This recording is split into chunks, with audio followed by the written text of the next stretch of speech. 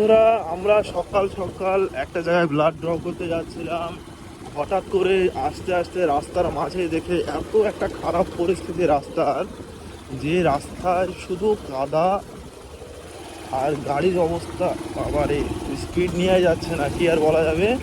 সেই যে এই রাস্তার যারা মূল প্রধানত গ্রামবাসী, তাদের কি কোনো সাধারণ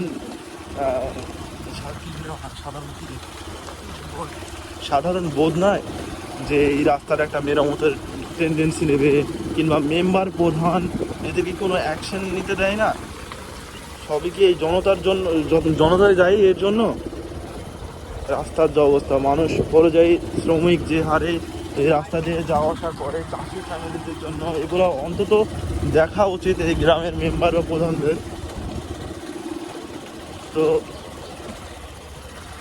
অনেকটাই কাদা আছে এই রাস্তায়, যাওয়াটা অনেকটা রিস্ক। এমার্জেন্সিতে কোনো জায়গায় যাওয়া যদি যাবো বলেন, তো এই রাস্তা দিয়ে যাওয়া অসম্ভব।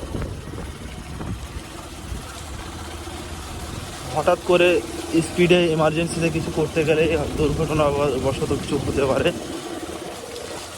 আর আমাদের কাছাকাছির মধ্যে এখান থেকে কিছু না হলেও 15 থেকে 16 কিলোমিটার আন্ডারের মধ্যে এমপি এমএলএ সব প্রতিনিধিগুলাই অবস্থিত এখানে। তাও এই গ্রামের মানুষ একটাও কোনো দেখছে না, নিজে নিজে চাষিদের কাজ করছে এবং পরিযায়ী শ্রমিক, যেটা পরিযায়ী শ্রমিকদের চাষের ফলন তুলতে পাট। ভাই কি অবস্থা!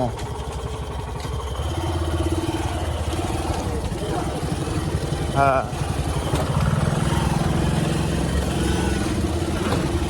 ব্যালেন্স এত ডিসব্যালেন্স হয়ে যাচ্ছে যে রাস্তার বেহাল অবস্থা, একদম পুরোটাই।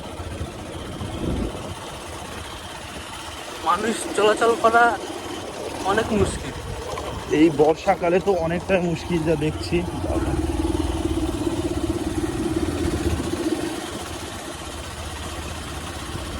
তো আগে থেকে আমাদেরকে সাবধান করে দিয়েছিল যে এই রাস্তার পরিস্থিতি খুবই একটা ভালো নয়, খুবই খারাপ। এবার এই বেহাল যা অবস্থা।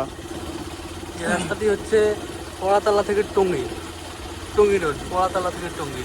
হ্যাঁ, রাস্তায় ভেড়া, ছাগল, পাট অর্ধেকটা। রাস্তার এতটাই সমীক্ষায় কম রাস্তা,